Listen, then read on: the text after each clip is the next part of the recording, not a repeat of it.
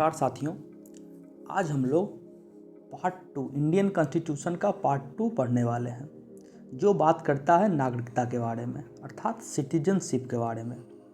इसमें आर्टिकल्स 5 से लेके 11 तक के आर्टिकल्स कवर होते हैं। किसी भी देश के पॉपुलेशन को 3 भागों में बांटा जाता है।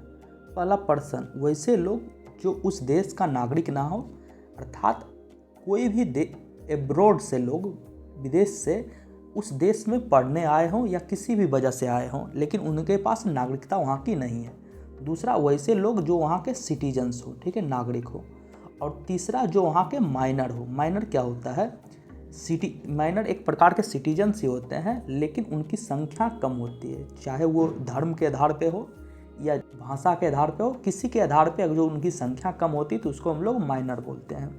तो 3 प्रकार के होते हैं। ये पर्सन्स जो होता है, ठीक है, इसके पास सब अधिकार होते हैं, इसकी सुरक्षा भी सरकार देती है। कुछ अधिकार से नहीं होते हैं जो सिटीजन्स के पास होते हैं, जैसे वोट डालने का अधिकार, ऊंचे पद पे विराजमान होने का अधिकार, ये इसमें इस वाले पर्सन्स को नहीं होते, ठीक है। जो विदेश से आते हैं वो सिर्फ सिटीजन्स और माइनर लोगों को होता है, ठीक है। आर्टिकल 5, ठीक है, ये बात करता है कि संविधान के प्रारंभ होने वक्त इस देश के नागरिक कौन कौन होंगे, ये बात करता है आर्टिकल 5। आर्टिकल 5 बताता है कि इस देश का संविधान प्रारंभ होने पर, संविधान प्रारंभ कब हुआ था? ये हुआ था 26 जनवरी 1950, अर्थात 26 जनवरी 1950 से इस देश के नागरिक कौन कौन होंगे। पहला तो वो जिनके डोमिसाइल इंडियन टेरिटरी में हो। डोमिसाइल किसी भी पर्सन का अस्थायी निवास होता है, अर्थात परमानेंट एड्रेस होता है, जहाँ पे वे लोग रहते हैं। यदि कोई व्यक्ति यूपी का है या बिहार का है या दिल्ली का है तो वो उसका परमानेंट निवास हो गया, ठीक है, अस्थायी निवास हो गया।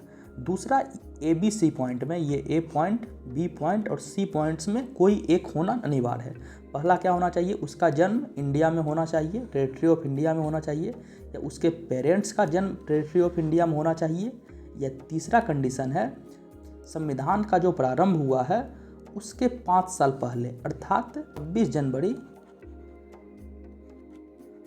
1950 से 5 साल पहले, अर्थात 1945 से यदि वो इस देश में रह रहा है तो हम उसको इस देश का नागरिक समझेंगे आर्टिकल 5 के अंदर।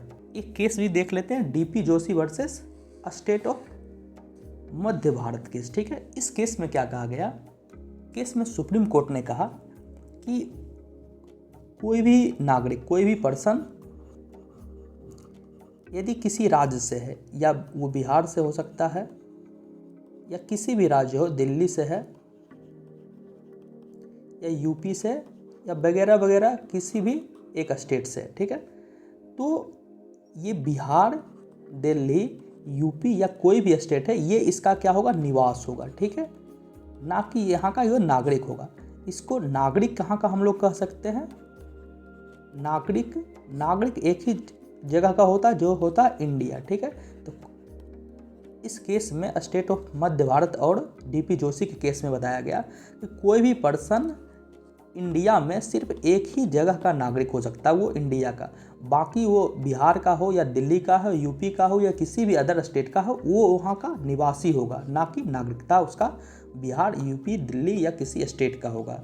नागरिकता एक ही जगह का होगा, वो होगा इंडिया का। अब हम लोग बात करते हैं आर्टिकल 6 के बारे में।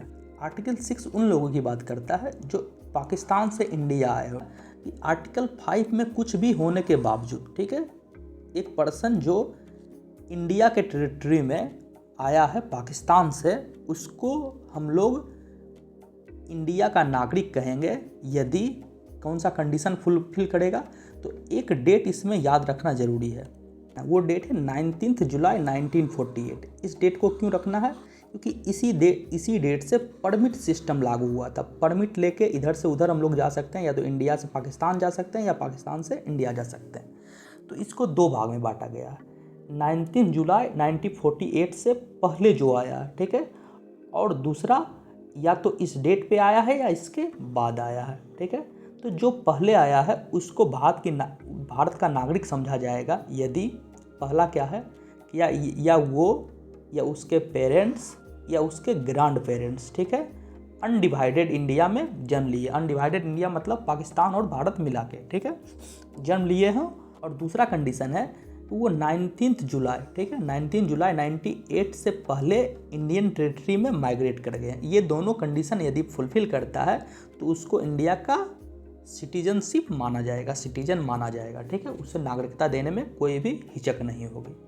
दूसरा कंडीशन है आफ्टर 19 जुलाई 1948, जो 19 जुलाई 1948 के दिन या इसके बाद हमारे देश में इन किया है, ठीक है, हमारे देश में माइग्रेट किया।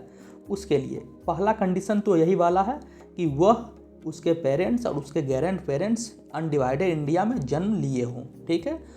और दूसरा पॉइंट है वो यहाँ जो आया है वो रीसेटलमेंट के लिए, फिर ऐसा नहीं कि हम आए हैं फिर कल वापस जाएंगे, ऐसा नहीं होना चाहिए। रीसेटलमेंट मतलब यहीं रहने के लिए आए हैं, ठीक है। और गवर्नमेंट एक ऑफिसर को अपॉइंट किए हैं, उससे उसको एप्लीकेशन लिखा है, ठीक है। एप्लीकेशन लिखने के बाद कम से कम 6 मंथ तक यहाँ रहा हो, ठीक है। और जो एप्लीकेशन लिखा गया है वो ऑफिसर्स के द्वारा अप्रूव्ड किया गया है। ये अगर जो कंडीशन सब लागू होता है तो यहाँ का उसको सिटीजन माना जाएगा, वरना नहीं माना जाएगा। यदि ऑफिसर ने अप्रूव्ड नहीं किया, ठीक है, तब पर भी वो यहाँ का सिटीजन नहीं माना जाएगा। ये था 19 जुलाई 98 के बाद का कंडीशन का। फिर बात होती है आर्टिकल 7 का। आर्टिकल 7 कहता है वैसे लोग जो भारत से पाकिस्तान चला गया हो, ठीक है, और फिर पाकिस्तान से भारत आने की बात कर रहा हो, भारत आना चाहता है, ठीक है, तो इसमें कहा गया है आर्टिकल 5 और आर्टिकल 6 के बावजूद जो लोग भारत से पाकिस्तान 1 मार्च ऑफ 1947 के पहले जा चुके हैं, फिर वो आना चाहते हैं, तो उनको यहाँ का नागरिक होने के लिए 6B, अभी पिछला हम लोग पढ़े थे, 6B का कंडीशन लागू होगा। 6B का कंडीशन में क्या था? आर्टिकल 6B में क्या था कि या तो वो बंदा, ठीक है, या उसके पेरेंट्स या उसके ग्रैंड पेरेंट्स अनडिवाइडेड इंडिया में जन्म ले हों। ये हम पीछे पढ़ चुके हैं, ठीक है। और वो जो आया है वो रीसेटलमेंट, यहीं रहने के लिए आया है, नहीं कि यहाँ आए और फिर गए, ऐसा नहीं है, यहीं रहने के लिए आए हैं, ठीक है। तीसरा कंडीशन था कि वो सरकार द्वारा एक अपॉइंटेड ऑफिसर को एप्लीकेशन सबमिट किया होगा, ठीक है, और एप्लीकेशन सबमिट करने के 6 महीना बाद तक वो इसी देश में रह रहा हो, ठीक है, और जो अपॉइंटेड ऑफिसर हो उसके एप्लीकेशन को अप्रूव्ड कर दिया। ये 5 कंडीशन लागू होगा तभी वो 6B में इंडिया का सिटीजन माना जाएगा। वही सब कंडीशन 7 आर्टिकल 7 के लिए भी है। आर्टिकल 8 उन लोगों की बात करता है जो भारत से बाहर रह रहे हों, ठीक है। इनमें बहुत सारे लोग थे जो स्वतंत्रता के वक्त भारत से बाहर रह रहे थे और स्वतंत्रता के लिए लड़ाई कर रहे थे, ठीक है। उन लोगों की बात आर्टिकल 8 कहता है। आर्टिकल 8 कहता है कि आर्टिकल 5 के बावजूद वैसे लोग जो अनडिवाइडेड इंडिया में जन्म लिए हों, ठीक है, ब्रिटिश इंडिया में जन्म लिए हो, उस समय इंडिया और पाकिस्तान दोनों को जोड़ के अनडिवाइडेड इंडिया बोला जाता था, उसको भारत का सिटीजन माना जाएगा यदि वो जिस देश में डिप्लोमेटिक तौर पे रह रहे हैं, ठीक है, वहाँ वो इंडियन ओरिजिन के डोमिसाइल मतलब निवास के रूप में वो रह रहे हैं, तो उनको हम लोग इंडिया का सिटीजन माना जाएगा, ठीक है। यदि वहाँ का वो नागरिकता नहीं ले रहे हैं, भारत के नागरिकता के नाम पे ही रह रहे हैं, तो उसको हम लोग 8 के तहत इंडिया का ही सिटीजन माना जाएगा। उनके बाल बच्चे को भी इंडिया का सिटीजन माना जाएगा। ये आर्टिकल 8 बताता है। आर्टिकल 9 बताता है वैसे लोग जो भारत से बाहर रह रहे हैं और उस देश का नागरिकता ले चुके हैं, ठीक है, तो उनको आर्टिकल 5, आर्टिकल 6 और आर्टिकल 8 के होने के बावजूद उसको इस देश का नागरिक नहीं समझा जाएगा। ये आर्टिकल 9 बताता है। आर्टिकल 3 बताता है कि यदि कोई भी पर्सन्स भारत का नागरिक हो चुका है, ठीक है, तो वो अपना नागरिकता जारी रखेगा, यहाँ का नागरिक रहेगा। बशर्ते कंडीशन क्या है कि पार्लियामेंट जो लॉ बनाएगी, ठीक है, उस लॉ के अंदर उसको रहना पड़ेगा। यदि कोई नागरिक ले लिया है और अभी चाइना और भारत का युद्ध हो जाए और वो चाइना के तरफ से बातें करे, चाइना का सपोर्ट करे, तो उसको हम लोग नागरिकता उसकी नागरिकता छीनी जा सकती है। ठीक है, ये बात है। अगर जो वो लॉ के अंदर है तो उसकी नागरिकता कभी नहीं ले जा सकती है, लेकिन अगर जो लॉ के बाहर है तो छीनी भी जा सकती है। इसका जो व्याख्या है ये आर्टिकल 11 में बताता है।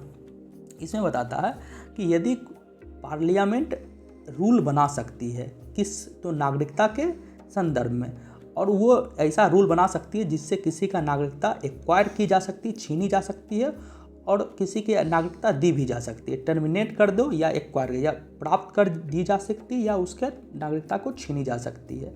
ये आर्टिकल 11 बताता है।